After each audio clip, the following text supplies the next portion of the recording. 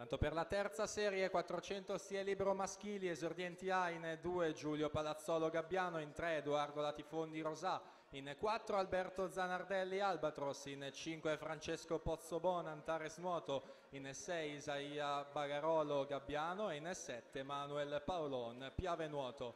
Tanto siamo in acqua con la prima serie dei 400 stile libero esordienti A femmine. Si assegnano dunque le prime medaglie qui alla Swim Cup di Treviso, prima edizione. Ricordiamo che le premiazioni dei 400 stile libero e dei 50 stile libero avverranno al termine dei 50 stile libero, quindi al termine dei 50 stile libero premiazioni dei 450. Al momento in acqua la prima serie con 1:10:47, il passaggio più veloce di Linda Danieli.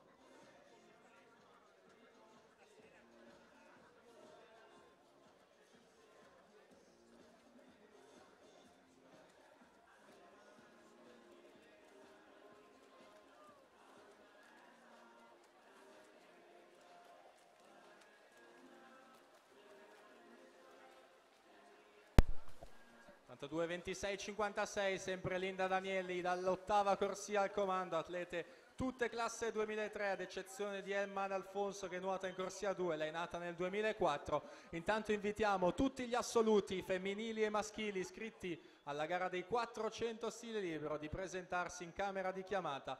400 stile libero femminili e maschili a livello assoluto, quindi junior, cadetti e senior.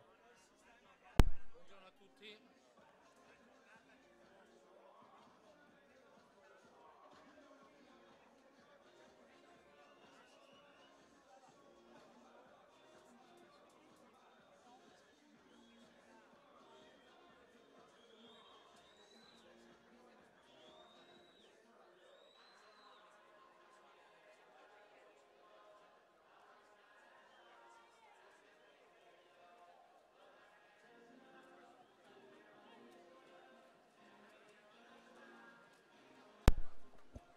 Dunque sempre la portacolori della Riviera Nuoto dall'ottava corsia, 37:88 per lei l'ultimo tratto dei 50 metri.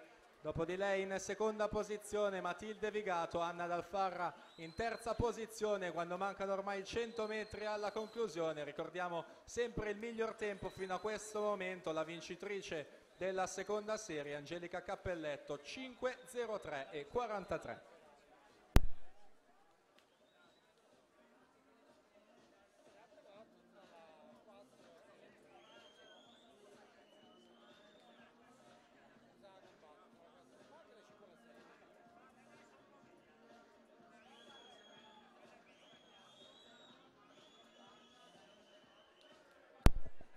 38:31 Linda Danieli, Matilde Vigato 37:80, 38:74 Anna Dalfarra. Queste le atlete nelle prime tre posizioni a contendersi le prime medaglie assegnate qui al prima edizione del meeting di Treviso. 400 stile libero esordienti a femmine, attenzione all'attacco dalla quarta corsia di Matilde Vigato su Linda Danieli, testa a testa proprio tra loro due per la vittoria qui a Treviso dei 400 stile libero. È la Vigato con 4:57:72 davanti alla Danieli, 4:57:83, e poi Anna Dalfarra in terza posizione, 5:02:99. Risultati naturalmente ancora da confermare, ma la vincitrice dovrebbe essere Matilde Vigato.